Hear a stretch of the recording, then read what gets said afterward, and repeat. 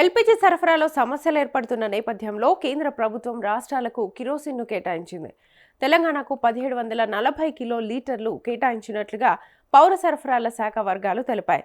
LPG కొరత నెలకొన్న నేపథ్యంలో వంటకు ప్రత్యామ్నాయం ఇంధనంగా ఉపయోగించేందుకు కేంద్రం ఈ నిర్ణయం తీసుకుంది. ఈ కిరోసిన్ను ఎలా పంపిణీ చేయాలి, ఎవరికి ఇవ్వాలన్న విషయంపై పౌర సరఫరాల శాఖ అధికారులు చర్చిస్తున్నారు. 1-2 రోజుల్లో స్పష్టత వస్తుందని అధికారులు చెబుతున్నారు.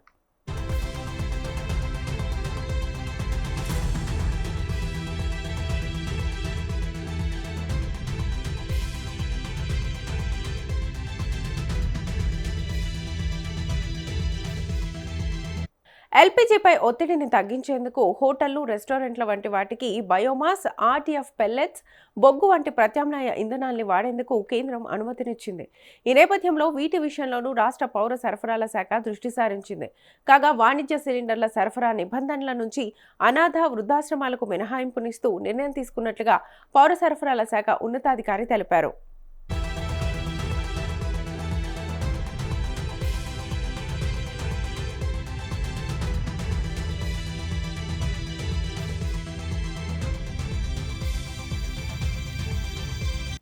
ఎల్పీజీ అందుబాటులో లేక ఇబ్బందులు ఎదుర్కొంటున్న పేద, మధ్యతరగతి కుటుంబాలకు తాత్కాలిక ఉపశమనం కల్పించడమే ఈ నిర్ణయానికి ప్రధాన ఉద్దేశమని అధికారులు తెలిపారు.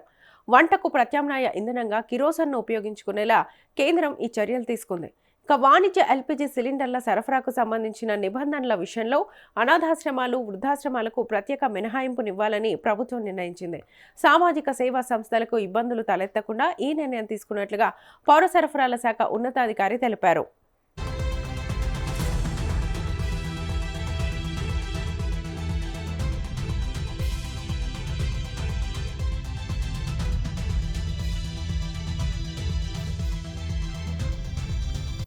మొత్తం మీద ఎల్పీజీ కొరత పరిస్థితిని దృష్టిలో పెట్టుకుని కేంద్రం, రాష్ట్ర ప్రభుత్వాలు ప్రత్యామ్నాయ ఏర్పాట్లపై దృష్టి సారిస్తున్నాయి.